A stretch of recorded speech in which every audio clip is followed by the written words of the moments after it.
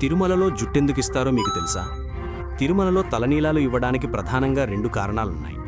మొదటిది పాపాలను తొలగించుకోవడం కోసం. మన పాపాలు మన తల వెంట్రుకల మొదళ్లను ఆశ్రయించి ఉంటాయని ప్రతీతి. మనం ఆ వెంట్రుకలను స్వామివారికి సమర్పించినప్పుడు ఆ జుట్టుతో పాటు మన శరీరాన్ని పట్టి ఉన్న పాప రాశి కూడా తొలగిపోతుంది. వెం అంటే పాపం, కట అంటే తొలగించేవాడు అని అర్థం. అందుకే పాపాలను తొలగించే స్వామికి ఈ మొక్కు చెల్లిస్తారు. రెండవది ఖర్చులేని సహజమైన కానుక. కలియుగంలో ప్రతీదీ డబ్బుతో ముడిపడి ఉంటుంది. అయితే జుట్టు అనేది మన ప్రమేయం లేకుండా, మనం ప్రత్యేకంగా పెంచాల్సిన అవసరం లేకుండా దానంతట అదే సహజంగా పెరిగేది.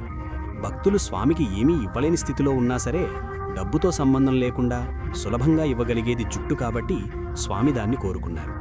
క్లుప్తంగా చెప్పాలంటే జుట్టు ఇవ్వడం ద్వారా భక్తులు తమ పాపాలను స్వామి పాదాల చెంత వదిలేసి పవిత్రులవుతారని అర్థం. ఫ్రెండ్స్, ఈ వీడియో మీకు నచ్చితే ఓం నమో వెంకటేశాయ అని కామెంట్ చేయండి.